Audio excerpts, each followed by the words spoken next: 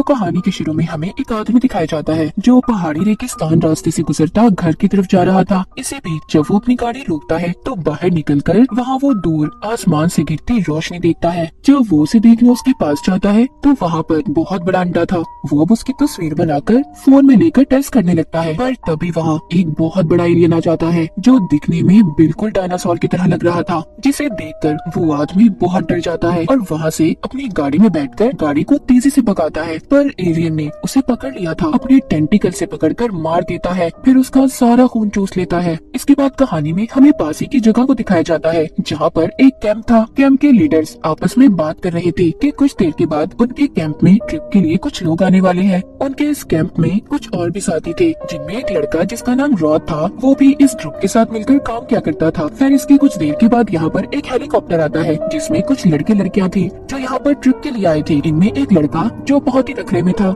यहाँ तक कि उसे अपना सामान उठाना भी पसंद नहीं था। रॉड के अंकल को उसका ऐसा रवैया पसंद नहीं आता। वो उसे कहते हैं, देखो यहाँ पर तुम्हें सारे काम खुद ही करने हैं, यहाँ पर तुम्हारा कोई नौकर नहीं है। जिसके बाद पायलट सभी को रेगिस्तान के बीचों बीच छोड़ जाता है और कहता है कि मैं आप लोगों को यहाँ से तभी लेने आऊंगा जब आप लोगों का ट्रिप खत्म हो जाएगा, और इससे पहले आप लोग मुझे नहीं बुलाएंगे। ये सब वो ग्रुप के लीडर क्लेयर से कहकर चला गया था। वो यहाँ पर सबको समझाती है कि आप लोगों को यहाँ पर कोई भी डिजिटल चीज का इस्तेमाल नहीं करना, जैसे कि आपके मोबाइल्स वगैरह, और सबको नेचर यानी कुदरत में रहना सीखना होगा। इसीलिए ये सबसे मोबाइल फोन्स भी ले लेती है। क्लेरी सबको समझाती है कि हमें अपनी पहली मंजिल तक पहुँचने के लिए 15 मील का सफर तय करना है, इसीलिए हमें लगातार चलना होगा। रॉड के अंकल उनको चलते हुए कहते हैं कि किसी को भी अपना सफर भागकर या जल्दी जल्दी तय नहीं करना, क्योंकि यहाँ के मौसम में आप लोग थक कर बीमार हो जाओगे। उधर ही रॉड भी इनके साथ था। वो इन्हीं ग्रुप में एक लड़की जिसका नाम कॉर्टनी था, वो उसके पीछे चल रहा था, पर ये बात कॉर्टनी को अच्छी नहीं लगती, इसीलिए वो रॉड को उससे आगे चलने का कहती है।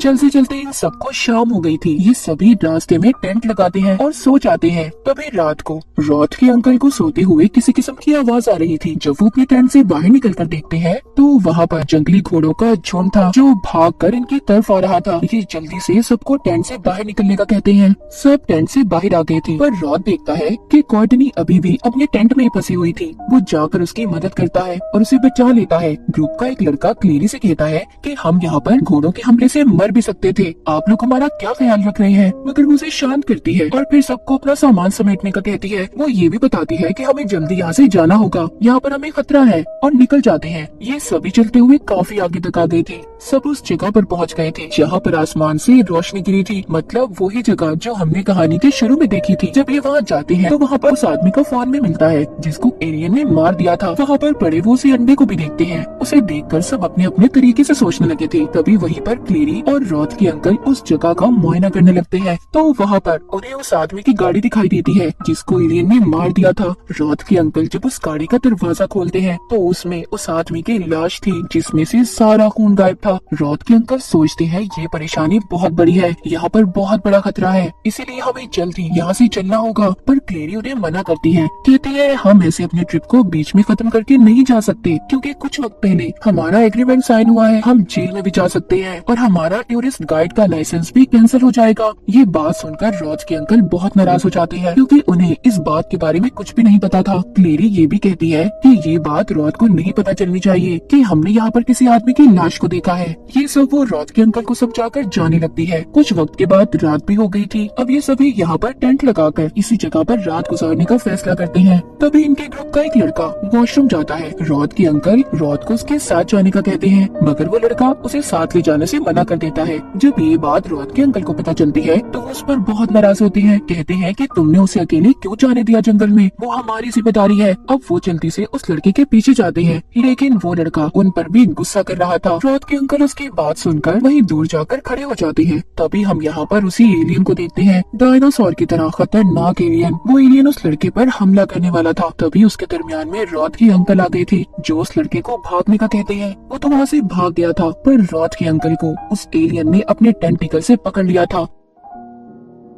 जब उधर कैंप में रॉथ को अपने अंकल की चीखने की आवाजें सुनाई देती है तो वो भाग कर जाता है। इससे पहले वो अपने अंकल को बचा पाता, उस एलियन ने अपनी टेंटिकल से उनका सारा खून चूस लिया था और उन्हें मार देता है। रॉथ अपने अंकल की ऐसी हालत देखकर बहुत रोता है। वहाँ पर जितने भी लोग थे सभी परेशान हो गए थे। रॉथ सबसे कहता है फिक्र नहीं करें, एक महफूज जगह है, हम लोग वहाँ पर जाएंगे और कल सुबह हम अपने कैंप में वापस चले जाएंगे। अब रॉथ सबको लेकर एक केव गार्ड के अंदर आ गया था। कहता है ये जगह हम सबके लिए महफूज है, हमें यहाँ पर कोई खतरा नहीं है। तभी वहाँ पर एक लड़के को कुछ चिपचिपा महसूस होता है जो हर जगह पर था। रॉथ का रेडियो भी आवाज कर रहा था जो आने वाले खतरे के बारे में बता रहा था। जब ये उस जगह पर रोशनी करके देखते हैं तो वहाँ पर वो ही एलियन था। सभी अब यहाँ से भी भागते हैं, पर भागते हुए एक लड़का वहीं पर गिर गया था। रॉथ उसको बचाने जाता है लेकिन एलियन ने उसे अपने टेंटिकल से पकड़ लिया था और उसे भी मार देता है। बाहर आकर रॉथ सबको कहता है हमें जल्दी अपने मेन कैंप बेस में वापस पहुंचना होगा, हमारी जान तभी बच सकती है। अब ये चाहते हुए दोबारा से उस एलियन के अंडे को देखते हैं और पास ही उस आदमी की गाड़ी को भी।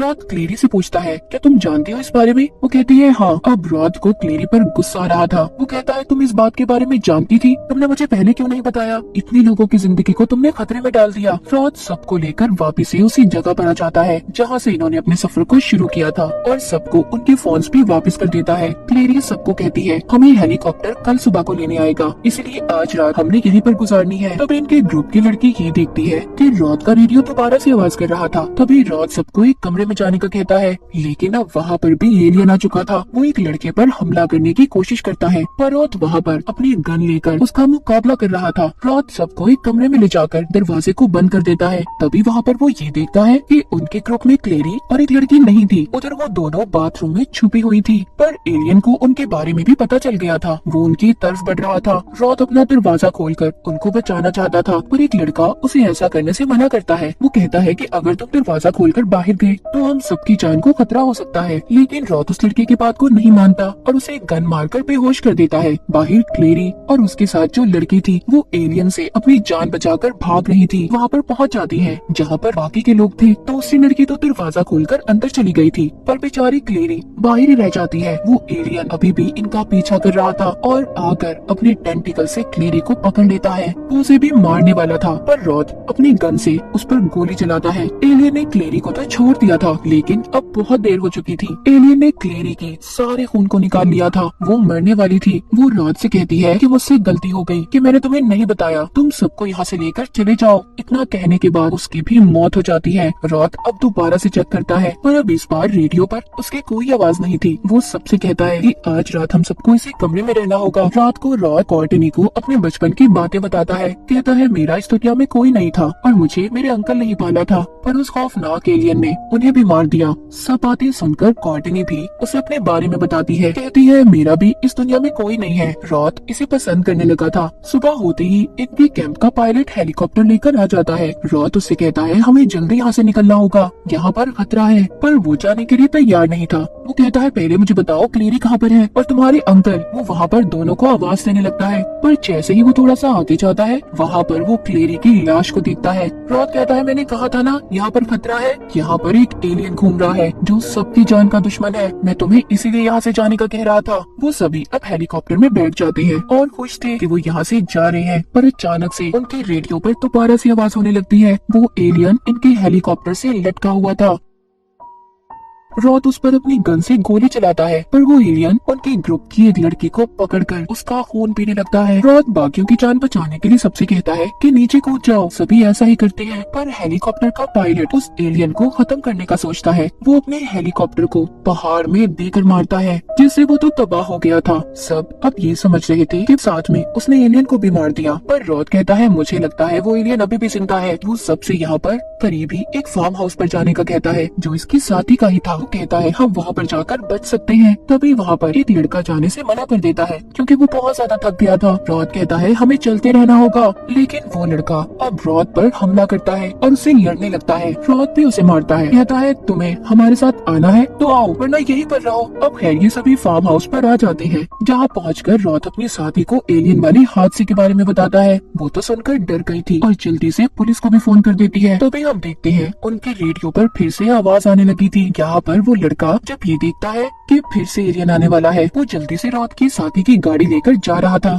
लेकिन तभी रॉथ ने उसे देख लिया था और रोकने की कोशिश करता है, पर वो लड़का उसे धक्का देकर गिरा देता है। अब नीचे गिरने की वजह से रॉथ बेहोश हो गया था। वो लड़का गाड़ी चलाता हुआ बहुत खुश था कि वो बच गया, लेकिन तभी वहाँ पर एलियन तेजी से उसकी गाड़ी को धक्का मारता है और उसे गाड़ी से निकालकर मार देता है। ये सब वहाँ पर कॉर्टनी भी देख रही थी। वो एलियन से अपनी जान बचाकर छुप जाती है। एलियन ने उसको देख लिया था, वो उसको ढूंढता हुआ उसी जगह पर आ गया था। उधर दूसरी तरफ रॉथ के साथ एक गन्स लेकर बाहर आते हैं ताकि वो एलियन को मार सकते, पर वो देखते हैं कि तब तक एलियन कॉर्टनी को अपने साथ ले जा चुका था। अब बाहर रॉथ को भी होश आ जाता है। उसका साथी उसे बताता है कि कॉर्टनी को एलियन अपने साथ ले गया है। रॉथ अब ये फैसला करता है कि वो उसे बचा कर लाएगा। उसके बाकी के दो साथी उस एलियन के लिए जाल बिछाने का प्लान बनाते हैं ताकि जैसे ही रॉथ कॉर्टनी को बचा कर लाए और एलियन अगर इनके पीछे आएगा तो वो इनके बिछाए हुए जाल में फंसकर मर जाएगा। रॉथ सारी तैयारी कर कॉर्टनी को अकेले ही बचाने निकल जाता है। उसका साथी उसे बॉम्ब भी देता है ताकि खतरे के वक्त वो इन्हें इस्तेमाल कर सके। इसके बाद रॉथ बाइक लेकर उसी केव गार के अंदर जाता है जहाँ पर ये पहले गए थे, क्योंकि वो जानता था कि वो एलियन वहीं पर रहता है। वो केव के अंदर आकर कॉर्टनी को देखता है जिसके ऊपर एलियन का बच्चा था जो आहिस्ता आहिस्ता उसका खून पी रहा था। यहाँ पर हमें पता चलता है जो अंडा हमने कहानी के शुरू में देखा था उसी में से ये एलियन का बच्चा निकला था।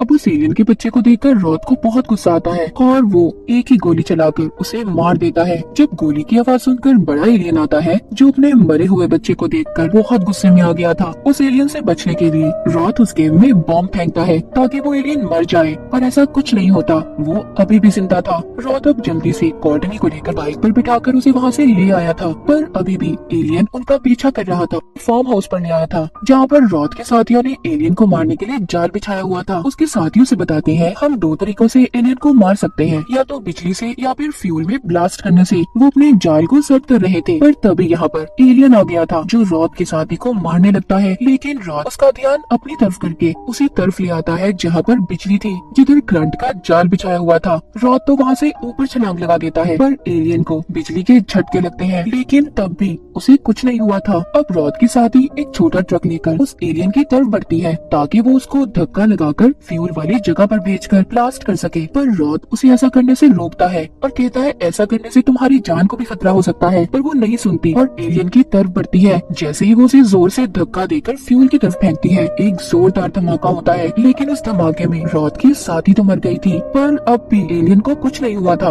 रॉथ समझ गया था इस एलियन का जिस्म बहुत मजबूत है, पर ये अंदर से उतना ही नाजुक। वो एक बॉम्ब को लेकर उसके टेंटिकल के अंदर डाल देता है, जिस वजह से एलियन फट जाता है। उसके जिस्म के सैकड़ों टुकड़े हो गए थे। इस तरह से वो एलियन खत्म हो जाता है। एलियन के मरने के बाद रॉथ, कॉर्टनी और उनका एक साथी सुकून का सांस लेते हैं, जिसके बाद पुलिस भी वहाँ पर आ गई थी। और इसी के साथ खौफनाक एलियन की कहानी यहीं पर